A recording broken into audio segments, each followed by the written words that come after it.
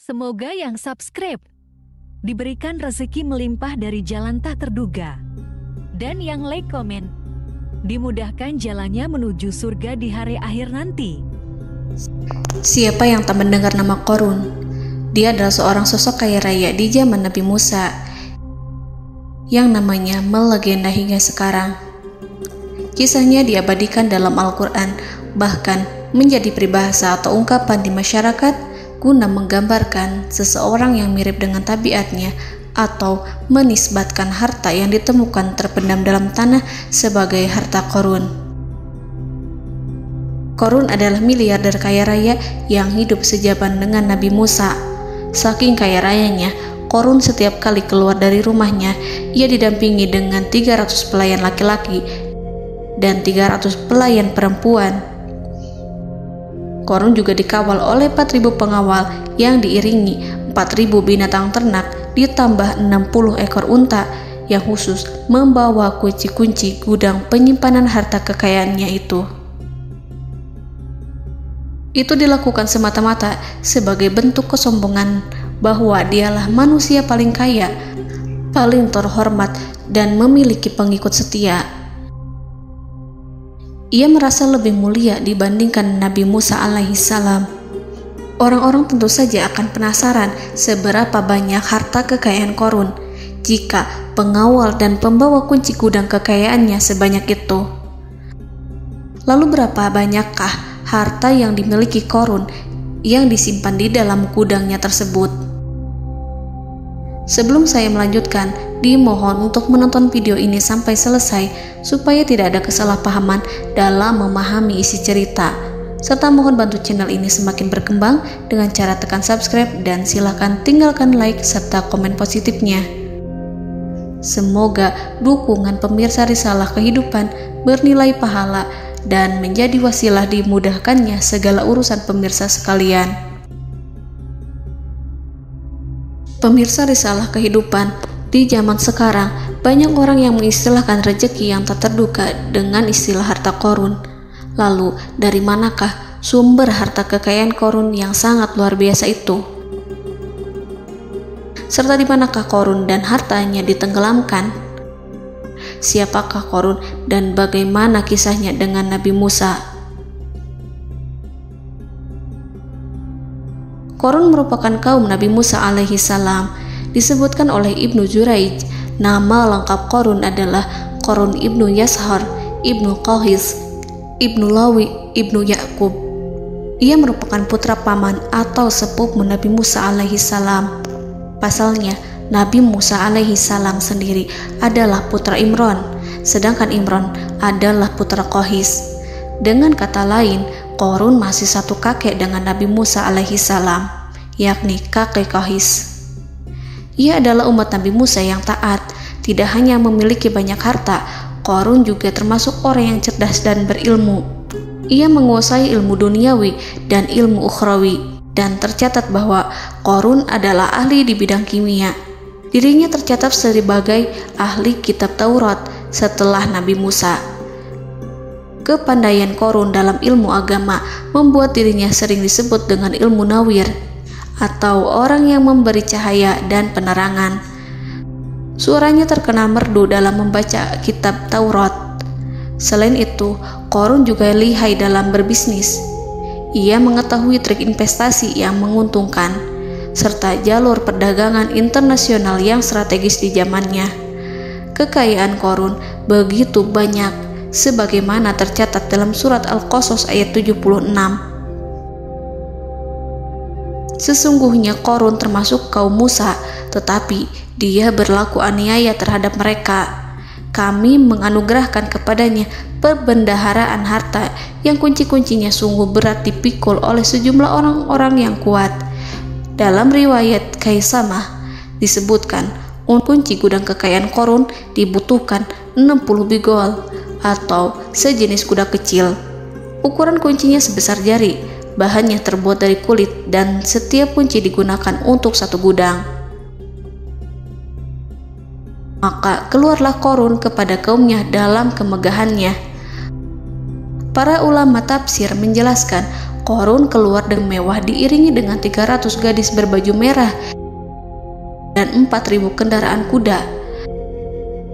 Tak heran, iring-iringan Qarun itu mengundang decak kagum mereka yang gandrung terhadap harta kekayaan. Sebagaimana yang terekam dalam ayat Al-Quran, moga-moga kiranya kita mempunyai seperti apa yang telah diberikan kepada Qarun. Sesungguhnya ia benar-benar mempunyai keberuntungan yang besar. Quran Surat Al-Qasas ayat 79. Namun tak sedikit kaumnya yang mengingatkan. Ingatlah ketika kaumnya berkata kepadanya, janganlah engkau terlalu bangga, sesungguhnya Allah tidak menyukai orang-orang yang terlalu membanggakan diri atau farihin. Ulama menafsirkan istilah farihin di sana juga berarti takabur, zolim, berbuat kerusakan, arogan, dan tak mau bersyukur terhadap nikmat. Qarun dikisahkan memiliki ribuan kuda yang berisikan emas dan perak. Bila keluar rumah, Qarun selalu berpakaian mewah dan dikawal 600 pelayan dan diiringi 4.000 ekor kuda serta 60 ekor unta yang membawa kunci-kunci gudang kekayaannya. Namun, sayangnya Qarun kemudian membangkang pada Nabi Musa dan menjadi pengikut setia Fir'aun. Mengenai dari mana asal-usul kekayaan Qarun, ada beberapa riwayat yang memberitahukan tentang asal-usul kekayaan Qarun. Sumber pertama menyebutkan bahwa jauh sebelum memiliki kekayaan, Qarun hanyalah seorang lelaki miskin yang tidak mampu menafkahi keluarganya. Anaknya sangat banyak. Lalu suatu ketika Qarun datang kepada Nabi Musa.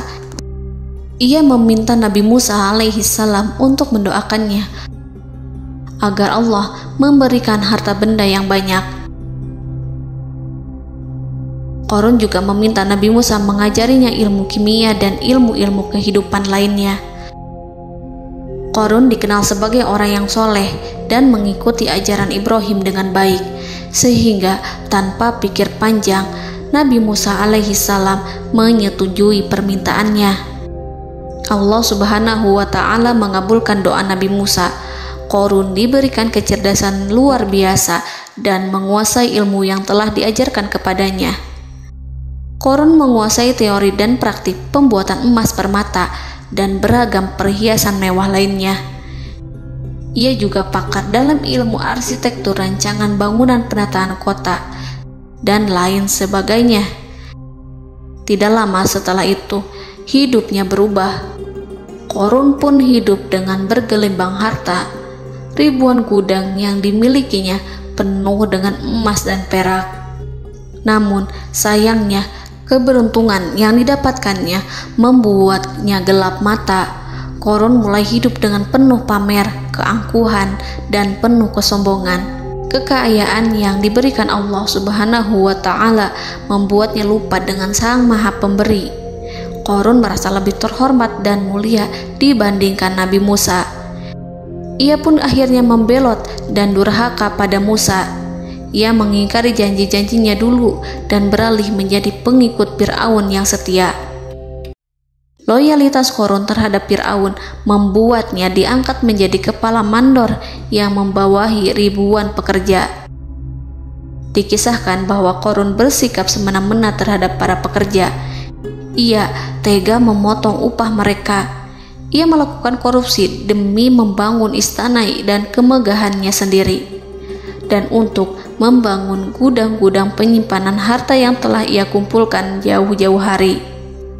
Ketika datang perintah zakat, Nabi Musa alaihi salam pergi menemui Qarun dan memerintahnya mengeluarkan zakat sebesar 1 dinar dari setiap 1000 dinar hartanya, 1 dirham dari setiap 1000 dirham, 1 kambing dari setiap 1000 kambing, dan seterusnya. Setelah Qarun menghitung seluruh hartanya, ternyata jumlah zakatnya sangat besar. Kekikirannya pun mulai menghalangi hatinya untuk mengeluarkan zakat.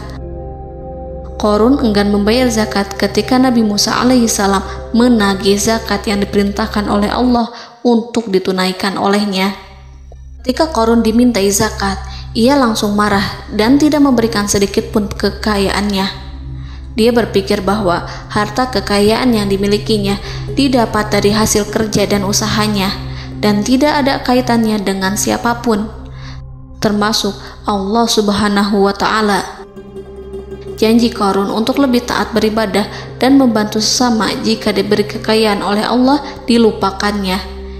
Dia mempergunakan kekayaannya tersebut dalam kesesatan, kezoliman, dan permusuhan, sehingga membuatnya menjadi sombong dan terlena. Orang-orang beriman pada masa itu sering menasihati Qarun untuk bersyukur atas nikmat yang telah Allah berikan, tetapi dia tidak mengindahkan nasihat tersebut.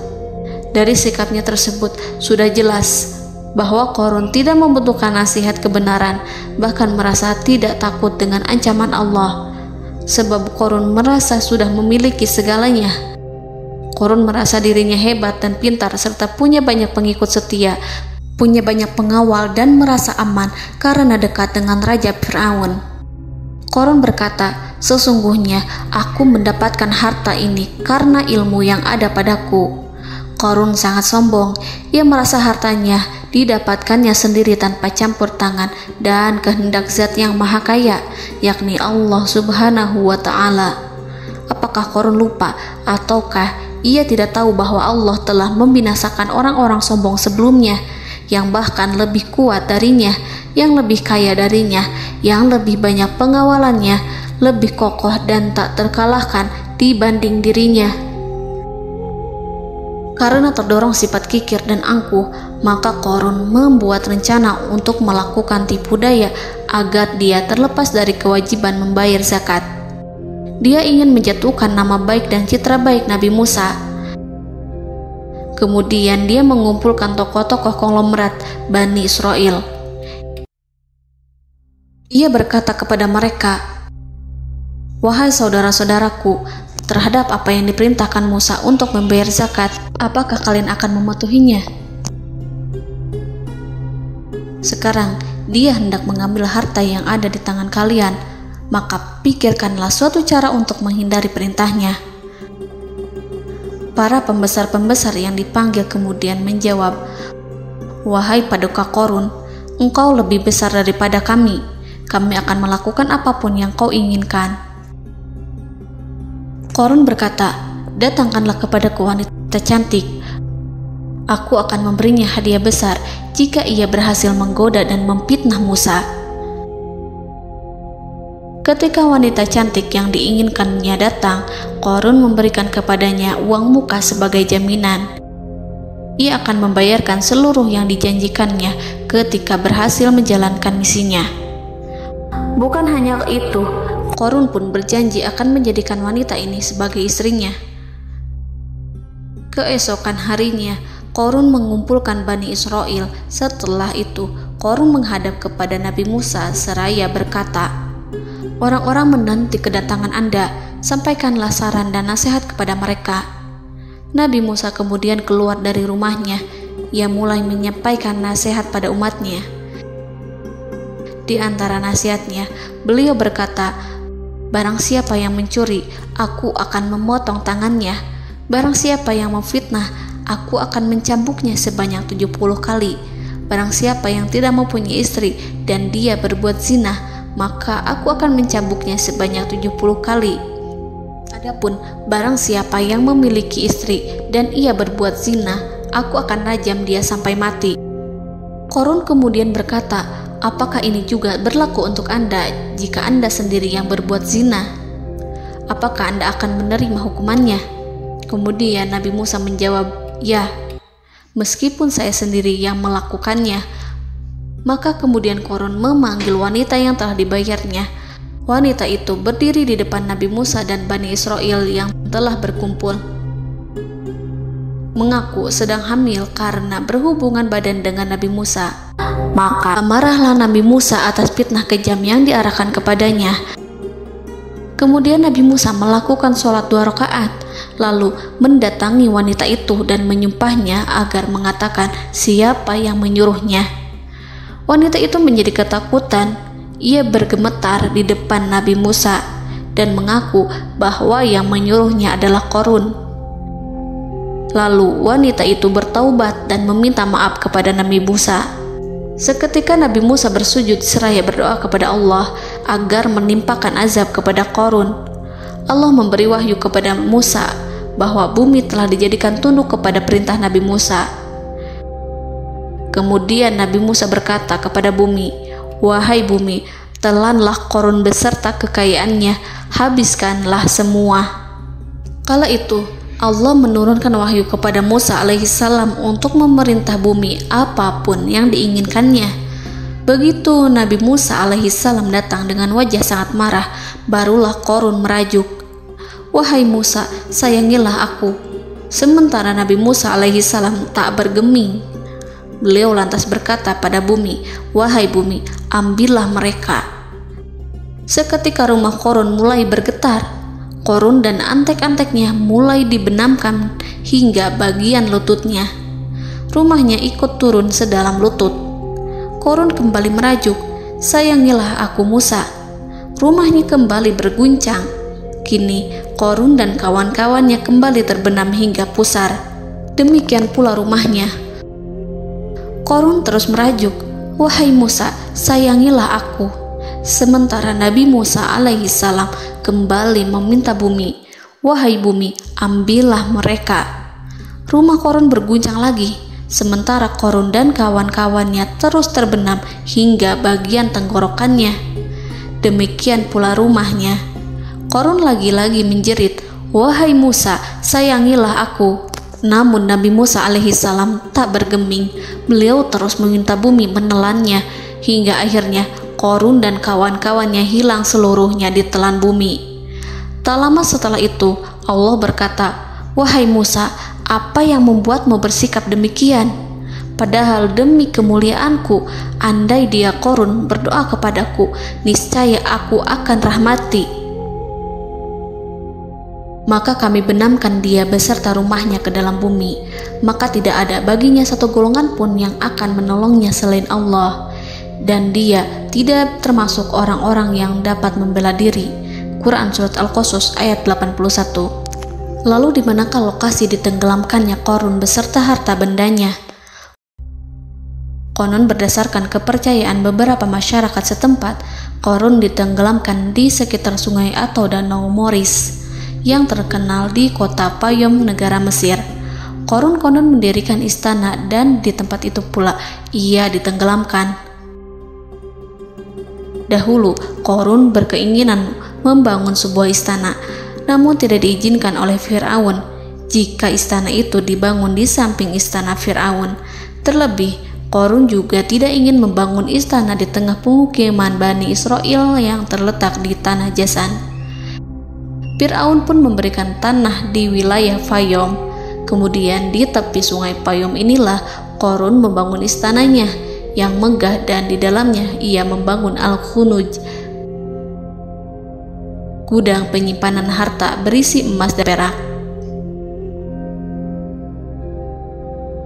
Salah satu bukti arkeologis yang dapat dijumpai di lokasi tersebut adalah runtuhan bangunan yang diduga sebagai tempat tinggal Qarun yang berjarak sekitar 2 km dari Danau Qarun.